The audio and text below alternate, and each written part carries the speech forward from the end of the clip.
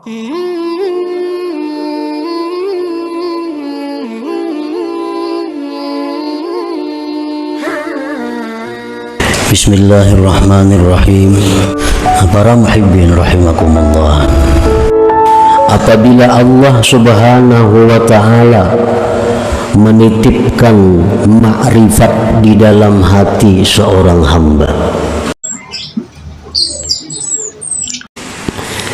maka pastilah nampak bekas-bekas ma'rifat itu di atas anggota-anggota tubuh si hamba itu.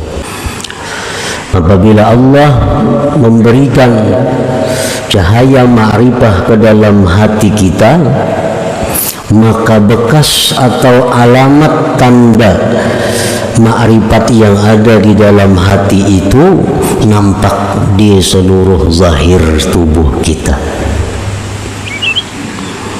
Artinya mata, telinga, tangan, kaki, seluruh anggota tubuh nampaklah tanda-tanda orang yang di dalam hatinya itu diberikan Allah ma'rifat tadi. Maka bermula perbuatan anggota mengikuti bagi keadaan hati. Perilaku seseorang artinya mengikuti keadaan hatinya. Nah, apabila hati seseorang itu ma'rifat billah, maka anggotanya pun mencerminkan sikap orang yang ma'rifat billah. Apabila di dalam hatinya itu ada al-jahlu billah, jahil dengan Allah, maka gerak-geriknya, tingkah laku tutur katanya pun tidak jauh daripada orang yang jahil dengan Allah. Famanidda'al ma'rifata walam tazhar atharuha 'alal jawarih fahuwa kadzibun fi da'waha. Maka barang siapa yang mengaku ma'rifat atau merasa ma'rifat tetapi tidak nampak tanda-tandanya, bekas-bekasnya di anggota-anggota tubuhnya, maka berarti dia itu dusta dalam pengakuannya. Mengaku itu baik artinya aku ma'rifat, mengaku, atau rasa ma'rifat, tetapi pada zahirnya, tingkah lakunya tidak didapat bekas-bekas ma'rifat, maka berarti dia tidak benar dalam pengakuannya atau perasaannya itu. Kalau Allah Ta'ala, Allah berfirman, ta'rifuhum bisimahum, kamu kenal kepada mereka itu dengan tanda-tanda yang ada pada mereka. Orang yang di dalam hatinya jahil dengan Allah tampak kelihatan di seluruh anggota tubuhnya. Begitu pula orang yang ma'rifat dengan Allah tampak tandanya di dalam zahir anggota tubuhnya. Imam Ahmad Ibnu Athaillah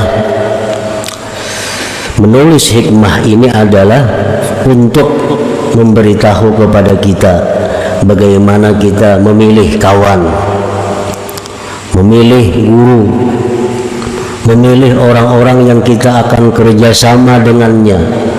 Apakah orang yang itu termasuk orang yang jahil dengan Allah atau orang yang ma'rifat dengan Allah? Nah, jadi Sidin ulahkan ini alamatnya, tandanya, bahwa bagaimana hati orang yang ma'rifat dengan Allah itu, bagaimana hati orang yang jahil dengan Allah. Famin azaril ma'rifatil lati yustadallu biha, setelah daripada bekas ma'rifat, tanda, artinya tanda ma'rifat yang bisa dijadikan dalil dengan ma'rifat itu kepada seseorang, isarul akhirah ala dunia,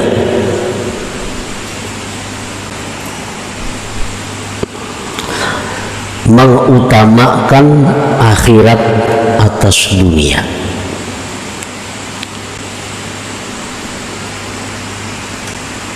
Artinya bukan membuang dunia, bukan kada menghiraukan dunia, tetapi orang yang ma'rifat itu mau bisa berurusan dunia, tetapinya mereka itu tetap mengutamakan akhirat.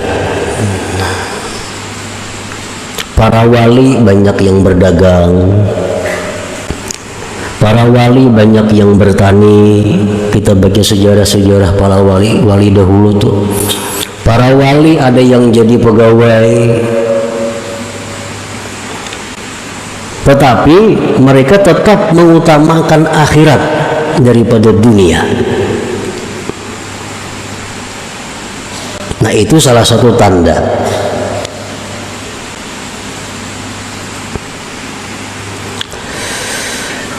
Karena mereka orang yang ma'rifat dengan Allah itu meyakini sekali bahwa akhirat itu lebih baik daripada dunia. Nah, baiknya akhirat dari dunia itu bukan berarti harus kita tinggalkan dunia, bukan. Tetapi baiknya akhirat dari dunia itu agar kita utamakan akhirat daripada dunia.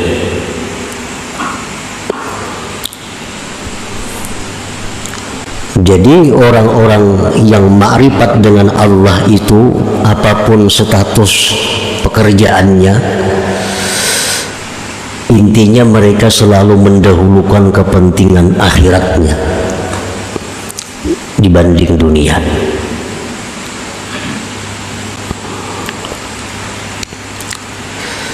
Yang kedua, wal musara'atu ila ittiba'i amrillah subhanahu. Mereka itu segera mengikuti perintah Allah, segera mengikuti perintah Allah. Antara lain adalah, apakah orang yang ma'rifat itu mau berbuat dosa? Imam Junaid al-Baghdadi pernah ditanya orang, ujar orang kepada Imam Junaid, ayaznil arifu, orang yang ma'rifat kepada Allah itu maukah dia berzina? Imam Junaid Baghdadi menjawab, wa kana amrullah qadaran maqdura. Kalau itu memang takdir Allah demikian, bisa saja terjadi. Nah, artinya orang yang arif itu bukan nabi. Orang yang arif itu bukan maksum dari dosa. Mereka mau berbuat dosa, tetapi begitu mereka berbuat dosa, mereka cepat, musara'ah, cepat kembali kepada Allah. Itu bedanya antara orang yang arif dengan tidak arif. Begitu mereka berbuat dosa, mereka musara'ah, mereka segera kembali kepada Allah, segera tobat kepada Allah. Makanya orang-orang arif itu disebut mahfuz. Nah, mahfuz itu bukan terpelihara dari dosa, tetapi terpelihara dari israr, mengekali dosa. Kalau mengekali dosa kada mau orang arif itu. Tapi kalau berbuat dosa mau. Begitu mereka berbuat dosa, mereka segera kembali ke jalan Allah. Wal firaru minasyawagilil mulhiyati 'anillahi ta'ala. Dan lagi tanda orang yang di hatinya itu ada ma'rifat dengan Allah, dia itu berlari menjauhkan diri dari kesibukan-kesibukan yang melalaikan dia daripada Allah. Kesibukan-kesibukan, pekerjaan-pekerjaan yang membuat mereka itu lalai. Nah, itu mereka lari. Artinya pekerjaan yang selama ini sudah bagus nih, wirid-wirid aktif kita baca, menuntut ilmu aktif kita baca, kita laksanakan. Ini ada pekerjaan cukup. Nah, ada pulang pekerjaan lain yang bagus, yang pina untungnya ganal nih. Tetapi amun ini digawi bujur untung ganal, cuma akibatnya kaina wirid kada terbaca lagi, mengaji nang seminggu 3 kali jadi sebulan sekali. Ini ngarannya memegang sesuatu yang melalaikan daripada Allah. Nah, orang arif kada mau bekerja, mau, tapi kada melalaikan mereka daripada Allah.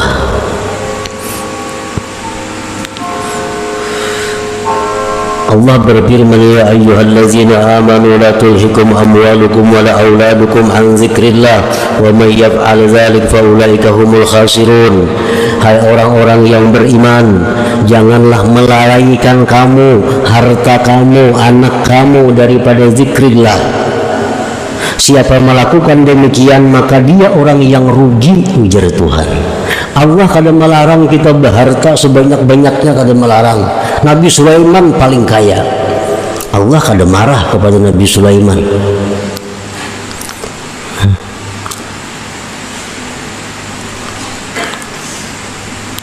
Tetapi yang Allah itu melarang jangan sampai kita ini lalai. Gara-gara kebanyakan pekerjaan, kesibukan macam-macam, wirid kada terbaca, sembahyang banu berjamaah banu kada, harta. Tuhan kada melarang kita punya anak, ulah anak sebanyak-banyaknya. Nabi Muhammad suka.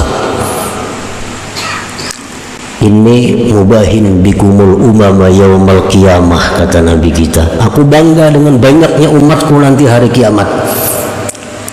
Tetapi jangan sampai anak itu membuat kita lalai.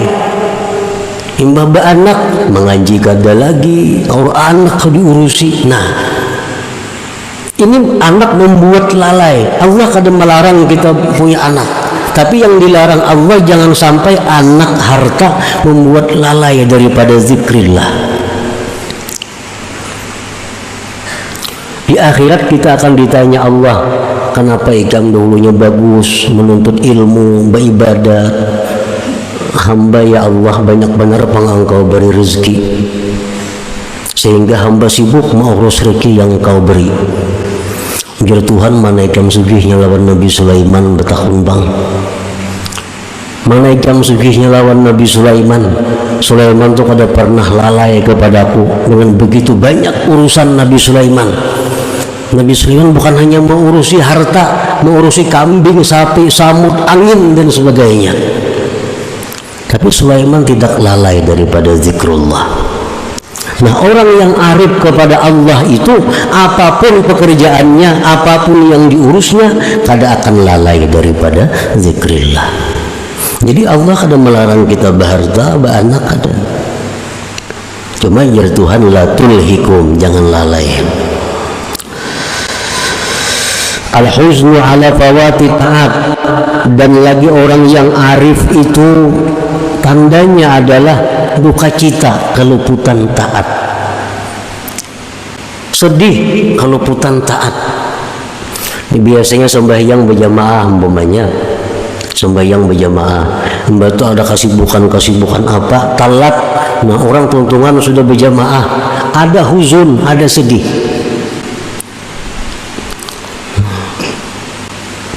Ingat di zaman Rasulullah sallallahu alaihi wasallam, para sahabat Nabi yang sembahyang di kebun. Begitu sembahyang di kebun, asik memandang kebun, kada ingat lagi berapa rakaat sembahyang. Sembahyang di kebun. Karena sembahyang itu di rumah sebagian banyak liliatan. Ini sembahyang di kebun lalu banyak liliatan. Bagusnya kebun ini, bagusnya kebun itu. Akhirnya kada ingat lagi berapa rakaat sembahyang nih. Nah, selesai sembahyang, sedihnya bukan main sahabat Nabi ini.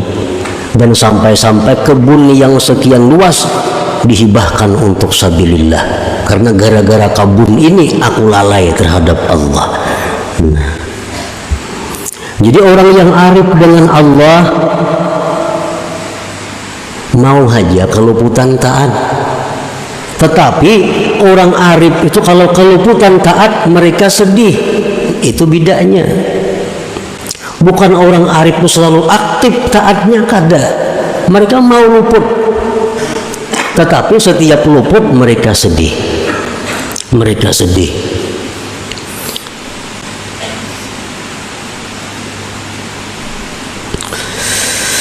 wa sururuhu wa tmi'nanuhu bi dzikrillah wa ta'atih, dan lagi tanda orang arif itu adalah gembiranya dia, tenangnya dia dengan zikrillah dan taat kepada Allah.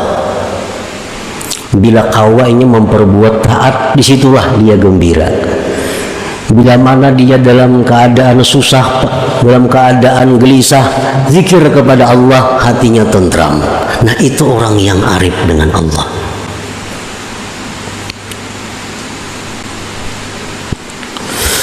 Warahmatu wasyafaqatu li khalqillah, dan lagi tanda orang yang arif itu kasih sayang bagi makhluk Allah. Seperti kita baca ratib al-Idrus, Allahumma salli ala Muhammad ya Rabbi warham kulla muslim, Allahumma salli ala Muhammad ya Rabbi warham kulla muznib. Ya Allah, berikan salawat kepada Nabi Muhammad. Ya Allah, sayangilah setiap muslim. Ya Allah, berikan salawat kepada Nabi Muhammad, dan sayangilah orang-orang yang berdosa. Orang yang berdosa itu bukan dimusuhi, bukan dibikut, tetapi orang yang arif dengan Allah itu, mereka melihat orang yang berdosa itu yang perlu disayangi. Nah, kalau mereka menegur kemungkaran, mereka menegur dengan cara syafaqah warahmah itu, bukan dengan cara kekerasan, kehancuran kadang.